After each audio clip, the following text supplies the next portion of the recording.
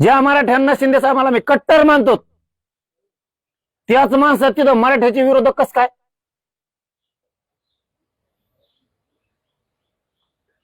हे हाल आहेत मराठ्यांचे. खरं असून प्रमाणपत्र रद्द करतात. एसीबीसी माय अगोदर सुद्धा दिलेलं होतं, रद्द केलं. आम्ही नाही असे दोन फळ्यात भांडलो तेव्हा तुम्ही मागत होतात. आम्ही नाही म्हणलो हे चुकीचं आहे, तुमच्याच मागे उभा राहिलो. हो, प्रत्येक क्रांती मोर्चात आम्ही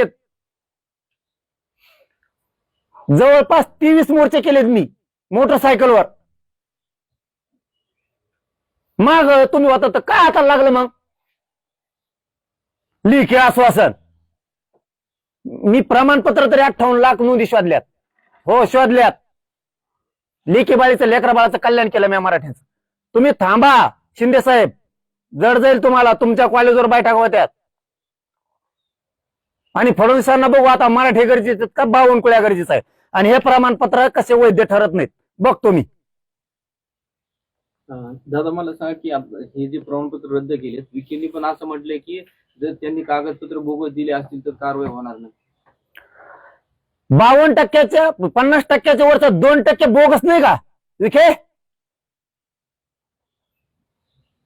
पोराचे दिवस मोजायचे येऊन देऊ नका.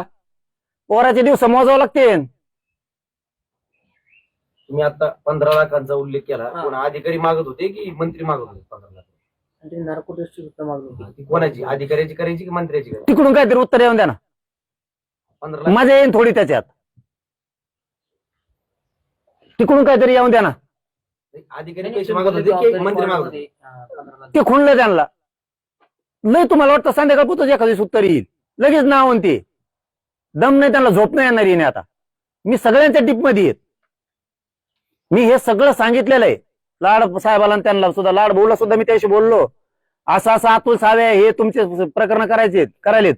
उदय सामंत साहेबाला सुद्धा सांगितलं होतं, माझ्या मराठीने तुमच्यासाठी लय खस्ता खाल्लेत, माझ्या मराठीचं नोंदी देऊन वाटोळ करू नका. त्याच्या अगोदर शिरसाटांनी एकदा केलं होतं, मी फोन करून सांगितलं होतं तुमची आज मग बंगल्यात बैठक झाली, चूक करू नका तुम्ही. माझ्या अंगावर मराठी घालू नका तुम्ही तुमच्या राजकारणासाठी. त्यावेळेस म्हणले होते चुकलं, इथून पुढे होणार नाही. पुन्हा दुसरं सुरू केलं. बावनकुळे कोणाच्या परवानगीशिवाय हे करत असेल का? फडणवीसांनी सांगितल्याशिवाय बावनकुळे करू शकत नाही. बावनकुळेंनी हे रद्द करायचे सांगितले. जसं की यांनी सांगितलं की विखेला हे दिसत नाही का?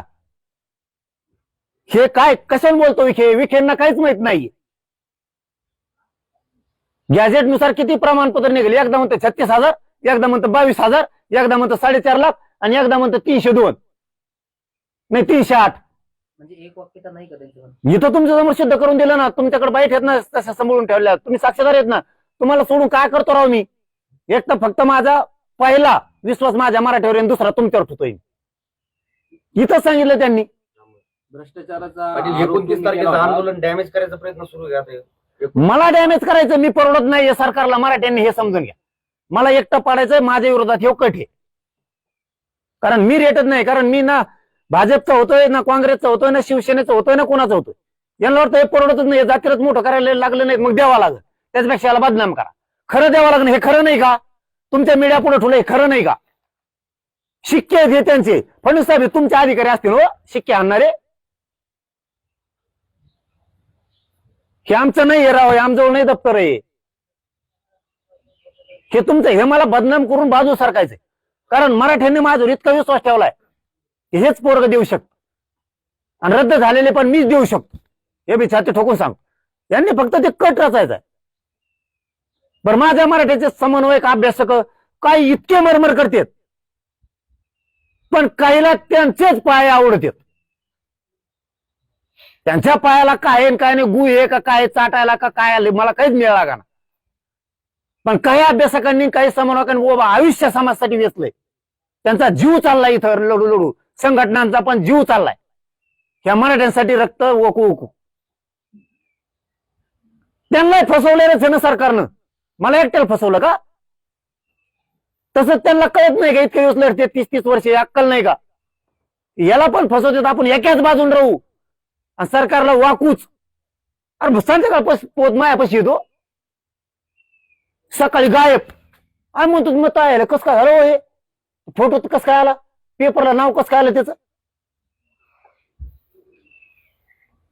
पत्रकार बी शिंदे साहेबाचाच.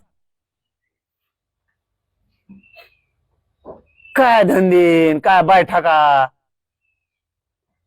अरे तुम्हीच म्हणले रे मला, तुम्हीच म्हणले रे. तुम्ही लोकांचे कन्फ्युज करायला लागलात ना. मला फक्त नाव घेऊन बोलायचं नाही मुद्दाम, का की नको माझ्या मराठ्यात मला नाव बदनाम करायचं. JR घेतल्याच्या नंतर मुंबईतून 29 ऑगस्टला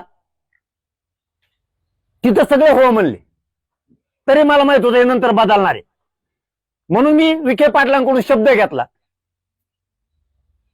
सुधारित JR करावं लागेल ना. ते म्हणले हो, काही बदल आम्हाला करायचा असला. मी गॅलेक्सी हॉस्पिटल आलो 6व्या दिवशी 8 अभ्यासक आले माझ्याकडे. समाजला येऊन करीन त्यांना म्हणून नाव सांगा ना, कारण हे खरं आहे. हे बळी देतात.